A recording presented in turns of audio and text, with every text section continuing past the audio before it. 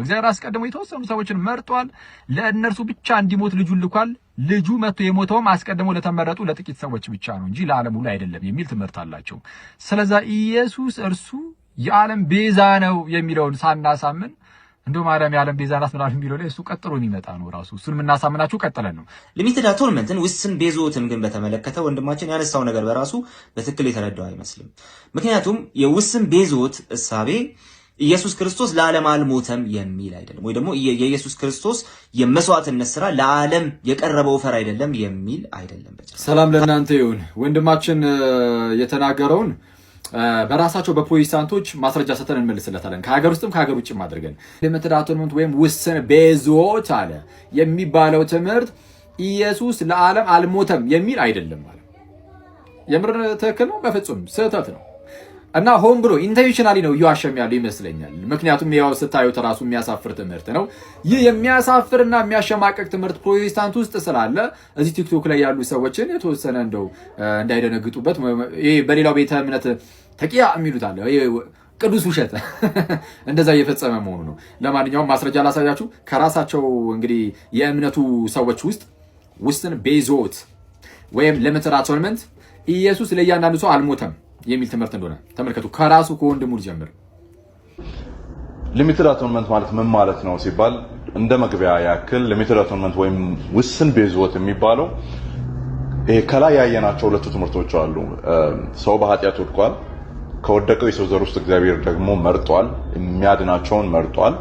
ከዚያ በኋላ ደግሞ ለነዚያ ለመረጣቸው ነው ክርስቶስ ኢየሱስ መጥቶ የሚሞተው የሚል ትምህርት ነው የኛው። ወይም ለእያንዳንዱ ግለሰብ ዓለም ላይ ላለው ለእያንዳንዱ ግለሰብ ወይም ጋንም ለሚገባው አልሞተም የሚል ትምህርት ነው። በግልጽ እንደሰማችሁት እግዚአብሔር የሚድኑትን አስቀድሞ መርጧል። ክርስቶስ የሚሞተውም ለነዛ ለተመረጡት ሰዎች ነው እንጂ ለእያንዳንዱ ሕዝብ ጋንም ለሚገባው ነው አልሞተም የሚል ትምህርት ነው። ምን ሊሚትድ አቶንመንት ወይም ውስን ቤዞት ብሎ ተናገሩ ወንድማችን።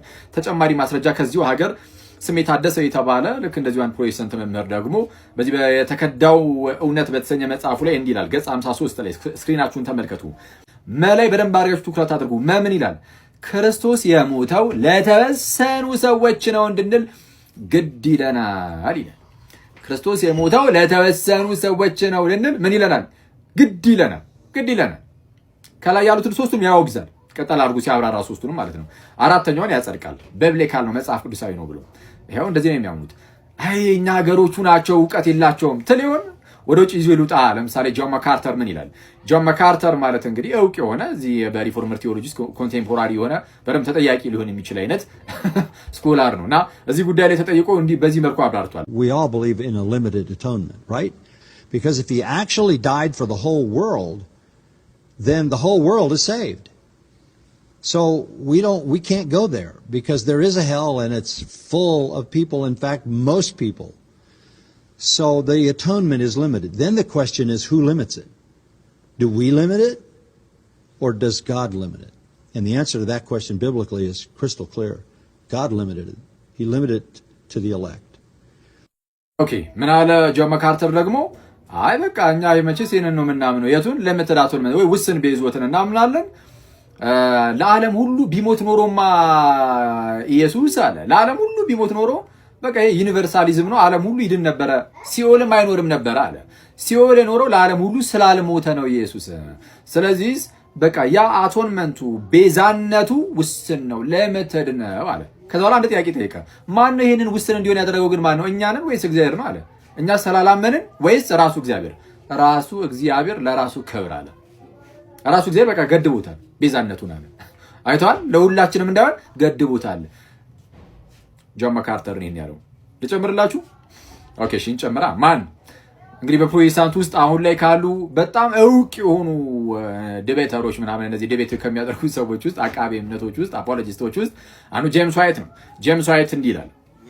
How could it be possible that Jesus provides a universal atonement, a substitutional universal atonement on the cross, and then does not intercede for a certain portion of those people before the Father? ቀደም ጆን ማካርተር የክርስቶስን ውስን የሆነ ቤዛነት በምን መልኩ ነበር ያብራራው? አይ ለዓለም ሁሉ ከሞተማ ዓለም ሁሉ ሊድን ነው ሲኦልም ሊጠፋ ነው በሚል ነበር። ጄምስ ዋይት ደግሞ በምን ያብራራል? ክርስቶስ ለዓለም ሁሉ ከሞተ እና ለዓለም ሁሉ ሞቶ እንዴት ነው ምልጃን ሲያቀርብ ለጥቂቶች ታዲያ ሊያደርግ የሚችለው? ስለዛ ምልጃንም እያቀረበ የሚኖረው እያለ ነው። ለዓለም ሁሉ ይሆን ነበረ ለዓለም ሁሉ ቢሞት ኖሮ የሚል ነገርን ጄምስ ዋይት ያስቀምጣል። ያው ይሄ ምንም የምትክደው ነገር አይደለም። ጆን ካልቪን እንዲህ ብሏል አላለም የሚል ነገርን አስቀምጦ ነበር። እኔ ያልኩት አሁን ላይ ያሉ ካልቪኒስቶችን ነው። ጆን ካልቪን ምናልባት ሊሚትድ አቶንመንትን የማይቀበል ከሆነ ከካልቪኒስት ወንድሞች ጋር ሄደና ተነጋገር። እኔ አሁን እኮ ስለ ጆን ካልቪን አይደለም አሁን ላይ ስላለው ፕሮቴስታንት ነው እያወሩ ያሉት። ልሰብኮም ላሳምኖም የተነሳሁት እኮ ጆን ካልቪንን ሳይሆን አሁን እናንተን ነው ማለት አሁን ላይ ያላችሁትን ፕሮቴስታንቶች ማለት ነው። ሰው ዛሬ በዚሁ ጉዳይ ላይ ላይቭ እንገባለን። ይቆየን። የምፈልገው ፕሊዝ ጋይስ ዮኒ ማኛ ማለት በጣም አጀንዳ የሚፈልግ ኢሹ የሚፈልግ ሰው ነው ዮኒ ማኛ ማለት። ስለዚህ በቻላችሁት አቅም እሱ ቤት አለመግባት በቻላችሁት አቅም። ሁለተኛ በጣም አጀንዳ የሚፈልግ ሰው ነው ዮኒ ማኛ ማለት። ሀቅም እነግራችሁ ዮኒ ማኛ ማለት አጀንዳ የሚፈልግ ሰው ነው። በማያገባው ከሁለት ቀን በፊት ስለ ዴዚ እና ስለ ፍቅረኛዋ ስለ እናቷ ገብቶ በመሃል ሲፎቶፉት ላይቭ ላይ 20 ሺህ ሰው ላይቭ ቪው የሚፈልግ እንደዛ አይነት ሰው ነው። ከዛ የነሱ ቀዘቀዘ በቃ መልስ ጣጣዛው ሲባል ሁለተኛ ምን ተፈጠረ? ሁለተኛ ትናንት ደግሞ ሃይማኖት ኑ ብሎ ሃይማኖት ቪው ነገ ደግሞ የሆነ ነገር ከዚህ በፊትም ጆን ዳንኤልን እስር ቤት እንዲገባ ያደረገ አንድ ትልቅ ወንጀለኛ ሰው ነው። ሀቅ መነግራቸው ጆን ዳንኤል እስር ቤት የገባውና የከረረበት አንደኛና ዋነኛ ምክንያት በዮኒ ማኛ ነው። ገብቷችኋል አይደል? ገብቶ በፎቶ ነገር።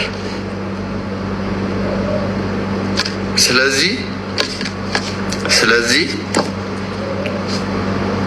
እሱ ቤት አለመግባት አጀንዳ የሚፈልግ ሰው ነው። ከዚህ ከዛ እኔ ያኔ ጆን ዳንኤል እንደዛ ሲያስገባው አንፎሎ ነው ያደረኩት።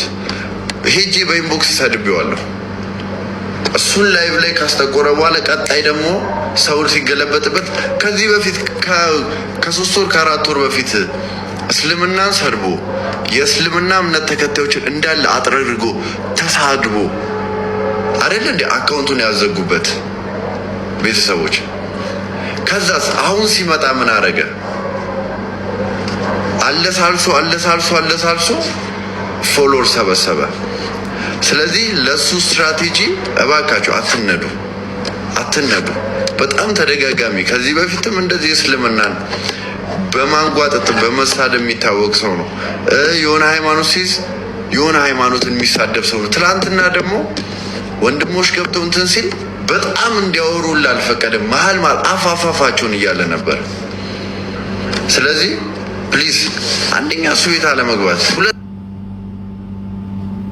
ሁለተኛ እንደዚህ አይነት ሰው አያስፈልግም። የምሬን ነው የምላችሁ። እኔ አንዳንዴ ለምንድን ነው ገብተው ለሱ የሚያስረዱ? ባለፈው እነ ዴዚ ጋር ለተፈጠረው ለምንድን ነው ለሱ ገብተው የሚያስረዱት? ማን ነው እሱ አልኩኝ።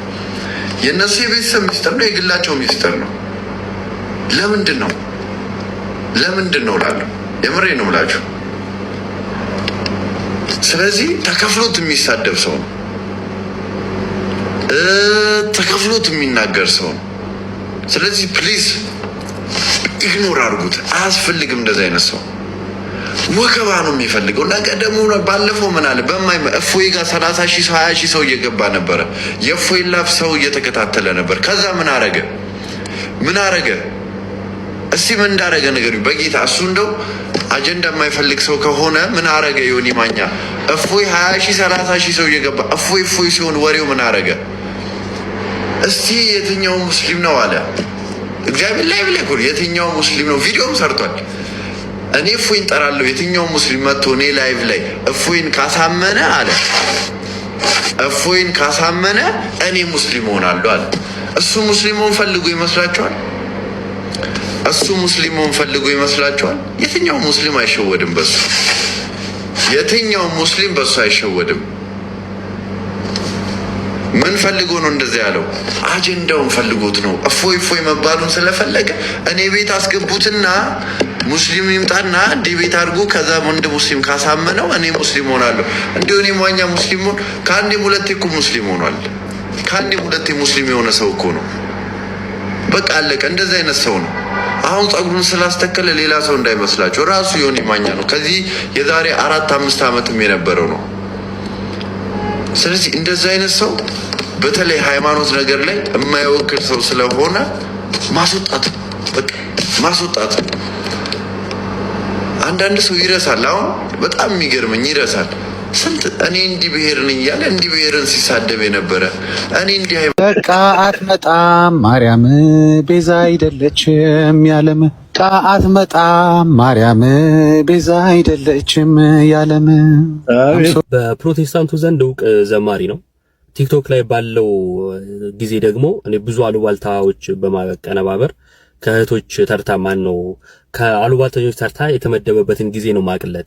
ለማንኛውም እንደሰማችሁት ድንግል ማርያም ቤዛ አይደለችም በቃ አትመጣም እያለ በዜማ ለማላገጥ ሞክሯል። አስታውሳለሁ ከዚህ በፊት ኮሜዲያን እሸቱ ለአንድ ትልቅ ውጪ ላለ ገዳም ገቢ ማሰባሰቢያ አድርጎ ሲዘምርለት ወይ አመለካችሁት የሚል ነገር ሲነገር ነበርና ዛሬ እነሱ ለማላገጥ ሲሆን አምልኮ አይሆንም፣ ችግር የለውም። ያላዋቂነታቸው ልክ ስለሆነ እንረዳቸዋለን። እና ፕሮቴስታንቲዝም እንደዚህ ዘመን የተልከሰከሰበትና አፈር ከድሜ የቃመበት ጊዜ ስለሌለ እኔ እግዚአብሔርን አመሰግናለሁ። ምክንያቱም የእግዚአብሔርን መንግስት በውሸትና በከንቱ ክስ ሰዎች ይህን መንግስት እንዳያገኙ ያደረጉበት ዘመን እያበቃ ስለሆነ ማለት ነው። እና የፕሮቴስታንቲዝም መጥፊያው በጣም መቃረቡ ግልጽ ማሳያ ነው። እና አንድ ሐሳብ ልንገራችሁ። ድንግል ማርያም ቤዛ ናት ተብሎ ሲነገር የኢየሱስን ቤዛነት አይሸፍንም። ልክ የሙሴ ቤዛነት እንዳልሸፈነው የኃጥእ ቤዛነት እንዳልሸፈነው ምሳሌ ላይ እንደተጠቀሰው እንዳልሸፈነው ሁሉ የድንግል ማርያም ቤዛነት የኢየሱስን ቤዛነት አይሸፍነውም ስንል ይሸፍነዋል ብለው ስግጥ ያሉት ለምን ይመስላችኋል? ርዕስ የላቸው። መጽሐፍ ቅዱስ ገልጠው ስለ ኢየሱስ መነጋገር አይችሉም። ምክንያቱም በዛው በፕሮቴስታንቱ ዘንድ እንኳን የኢየሱስን ቤዛነት ለዓለም ነው ብሎ ማመን የሚከብዳቸው ወይንም ደግሞ ብለው የማያምኑ እንዳሉ ግልጽ ነው። ለምሳሌ ኢየሱስ የዓለም ቤዛ ነው ወይ ብላችሁ አማንሻለው ምን ጠይቁት። ውስን ቤዛነትን ታምናለህ ወይስ አታምንም ብላችሁ ጠይቁታላችሁ። መደምደሚያ ይሆናል። አላምንም ካለ ያኔ ከፓስተሩ መጽሐፍ አለማመኑንና ማመኑን በማስረጃ እናሳያችኋለን። ለማንኛውም ሰላም ክርስቶስ ይብዛላችሁ። ሰላም ውድና የተከበራችሁ አድማጮቻችን፣ ከዚህ በፊት እንደሚታወቀው የኢትዮጵያ ሃይማኖት ተቋማት ጉባኤ ሙስሊሞች እኛ ላይ በጮሁ ጊዜ ማለትም በሐሰት ክስ በከሰሱን ጊዜ ሳጣራ መግለጫ አውጥቶብን ነበረ። እኛም በተመሳሳይ ግን ሙስሊሞቹ በመረጃ እኛን የተሳደቡበትን ክርስቶስን የተሳደቡበትን ቤተክርስቲያንን የተሳደቡበትን በመረጃ ሳይተን እነኚህም በሕግ እንዲጠየቁ መግለጫ እንዲያወጣባቸው ጥሪ ያቀርበን ነበረ። ደስ በሚል ሁኔታ ያ ጥሪያችንን ሰምተው አሁን መግለጫ አውጥተዋል። መግለጫው ምንድነው? እሱ እያንዳንዱ ቤተ እምነት ሌላውን የተሳደበበትን የሚያጣራ ኮሚቴና ይህንን ለሕግ የሚያቀርብ አባላቶች መርጠው ወደ ስራ እንደገቡ በመግለጫቸው አሳውቀዋል ማለት ነው። ስለዚህ እነሱ እየተሳደቡ እነሱ የኛን ሃይማኖት እያንቋሸሹ እናንተ የኛን አትንኩ የሚሉበት ጊዜ ያበቃል። ለአንዴና ለመጨረሻ ጊዜ ያከትማል ማለት ነው። በነገራችን ላይ የሌላውን ሃይማኖት በተሳሳተ ሁኔታ ተርጉሞ ማስተማር ራሱ እንደ ስድብ ነው የሚቆጠረው። ስለዚህ እያንዳንዱ መረጃዎች እጃችን ላይ ያሉ ስንጮህለት የነበረውም ይሄንን ነው። ስለዚህ አባቶች በዚህ ላይ በደንብ ልሰሩበትና ሙስሊሞች ምን አይነት ጸያፍ ነገሮች እንደሚናገሩ ከመጽሐፋቸው ጀምሮ ከቁርአናቸው ከሐዲሳቸው ጀምሮ ከዛ በተጨማሪ ደግሞ እጅግ ብዙ ኡስታዞች በክርስቶስ ላይ ጸያፍ ንግግሮች የተናገሩት አለ፣ የጻፉት አለ፣ እንዲሁም ደግሞ ያስተማሩት አለ። ስለዚህ በዚህ ላይ በደንብ እንደምትሄዱበት ተስፋ እናደርጋለን። ከቤተ ክርስቲያናችን ሰፊ ስራ ይጠብቃል ማለት ነው። የሃይማኖት ተቋም ጉባኤ ያወጣውን ግን የተናገርከው ያሰብክልኝ ሆነ የልቤ መሻት ይህን ነበረ አስተካከልከኝ ከኃያላን ጋራ አማኑኤል ሆይ እጹብ ያንተ ስራ። ተወዳጆች እንኳን እግዚአብሔር ረዳችሁ፣ እንኳን ለዚህ ክብር አበቃችሁ። ትዳራችሁን ዘመናችሁን ሁሉ እግዚአብሔር አምላክ የተባረከ ያድርግላችሁ። እመቤታችን ቅድስት ድንግል ማርያም በትዳራችሁ በኑሯችሁ በሕይወታችሁ ሁሉ ውስጥ ከጎናችሁ ትሁን። ከዚህ ጋር በተያያዘ ይህንን ቪዲዮ ላይ የሚመለከቱ ወጣቶች ሁሉ መልእክት ለማስተላለፍ ነው። ይህ ዘመን ለቅድስት ቤተክርስቲያናችን ወጣቶች መልካም ዘመን ይመስለኛል። ብዙዎች ወደ ቤተክርስቲያን እየተመለሱ፣ ብዙዎች ቃለ እግዚአብሔርን እየሰሙ፣ ብዙዎች በቅድስት ቤተክርስቲያን መንገድ ትዳራቸውን እየመሰረቱ ይገኛሉና እናንተም ደግሞ ከነዚህ ወጣቶች መካከል መሆን ይገባችኋል። በነገራችን ላይ በእኛ ቤተክርስቲያን አስተምህሮ ከቤተክርስቲያን ውጪ መጋባት እንደ ጋብቻ አይቆጠርም እንደምታውቁት። ምክንያቱም ማዘጋጃ ቤት አብራችሁ እንድትኖሩ ሊያፈራርማችሁ ይችላል እንጂ አንድ አካል ሊያደርጋችሁ አይችልም። ትዳር ደግሞ ከሁለት አካል አንድ አካል የሚሆንበት ምስጢር ነው። ከሁለት አካል ሰውን አንድ አካል የሚያደርገው ደግሞ እግዚአብሔር ነው። ይህ እግዚአብሔር የሚሰራው በማዘጋጃ ቤት ሳይሆን በቅድስት ቤተክርስቲያን በኩል ነው፣ በቅዱስ ቁርባኑ በእውነተኛ ስጋውና በእውነተኛ ደሙ በኩል ነው። ስለዚህ ለመጋባት የምታስቡ ወጣቶች ሁሉ ወደ ቅድስት ቤተክርስቲያን ቀርባችሁ ንስሐ ገብታችሁ በቅድስት ቤተክርስቲያን ስርዓት ተዳሩ። በቤተክርስቲያን ለመጋባት የእናንተ ፍቃደኝነት ብቻ ነው የሚፈለገው። እናንተ ፍቃደኛ ሆናችሁ ቀርባችሁ የንስሐ አባት ከያዛችሁ ቤተክርስቲያን ይህንን ስርዓት ለልጆቿ ትፈጽማለች እና ሁላችንም ከዚህ በኋላ የምንመጣ ጄኔሬሽን ትዳራችንን መመስረት ያለብን በቤተክርስቲያን ስርዓት በቅዱስ ቁርባን ነው። ሰላም ክርስቶስ ይብዛላችሁ። ይሄንን ሰውዬ ልኩን ነው ማስገባለት። አስረግጬ ነው የምነግረው። ሁላችሁም ኦርቶዶክሳውያን ይሄን ቪዲዮ 50 ሰው ሼር አድርጉልኝ፣ እስከ መጨረሻው ተመልከቱልኝ፣ አዳምጡት። በስራ እንጸድቃለን ለሚባለው መልስ ልስጥ። በስራ ነው የምንጸድቀው፣ በጸጋው አንጸድቅም ለሚባል ወደ ስራው እንመለስ። ያለው አብዛኛው ኦርቶዶክስ ነው፣ ጴንጤ ነው፣ ሙስሊም ነው። ስርዓት ያለው ጴንጤ ነው። አለባበስ ላይ ደሜን ያፈሉታል። ከዛ ውጭ ግን በጣም ስርዓት አላቸው። ወጥተው አይሳደቡም፣ ወጥተው ክፉ ነገር አያደርጉም። በእምነትና ምግባር አንድ ላይ ካልሄደ የእግዚአብሔር መንግስት ልትወርስ አትችልም። ደግሜ ነው የምነግርህ። ያዕቆብ መልእክት ምዕራፍ 2 ከቁጥር 14 ላይ እምነት አለኝ የሚል ስራ ግን የሌለው እምነቱ ሊያድነው ይችላል ይላል። እምነት ያለ ስራም የሞተ ነው ብሎ መጽሐፍ ቅዱስ ይናገራል። ቤተክርስቲያናችን የምታስተምረው እምነትና ምግባር አንድ ላይ መሄድ እንዳለበት ነው። ግን እኔ አንተና እንደሌሎቹ ወዛደሮች ግን ቤተክርስቲያንን ልንወክል አንችልም። ጳጳሱ ጭምር ሊወክል አይችልም። ቤተክርስቲያን እኛን ትወክለናለች እንጂ። ሲቀጥል እኛን ነው ከሌላው ከፕሮቴስታንት እምነት ጋር የምታገናኘን። መቼ ነው የምትበስለው? መቼ ነው የምትሰለጥነው? አንተ ግን ያደገ ሀገር ላይ ሆነ ንፍጥ ጭንቅላት እንዴት ይኖራል? እስቲ አዳምጠኝ ሰውዬ። ሞተ ሽማግሌ ቆዳው ላይ ተሸበሸበ። እንዴ ኑሮውን እንኳን በስርዓት ማሸነፍ ያልቻለ ሰው እንዴ እከክ ከሆነ ሰው ጋር ምንድን ነው የምታወዳድረኝ? እከክ ከሆነ ሰውየው እታች ጨለማ ውስጥ ያለ ሰው የታሰረ ሰው እንዴት ጆሴን ከአንድ እድሜውን ከጨረሰ 3 ጊዜ አዳምጥ። ይሄ የእግዚአብሔርን ቃል የሚጠራ ነብይ ነው የሚል ግለሰብ ነው። የሚሳደበውን ስድብ ግን ተመልከት። አየህ አይደለ? የምትናገረውን በጣም ጠንቀቅ አውቅ። ኦርቶዶክስ ለዘላለም ትኖራለች። እንዳንተ አይነት ግን ትናንትና ሙስሊም ዛሬ ኦርቶዶክስ ከነጎዳ ጴንጤ የሚሆን ሰው ለኢትዮጵያም ለሀገራችንም አያስፈልግም። ኧረ ሚስትም ትታዘባለች፣ ነገ ልጆቿ አድገውም ይታዘበዋል። በጣም ወረኛ፣ ከሴት ጋር ቁጭ ብለህ ሐሜት፣ በየቦታው መግባት።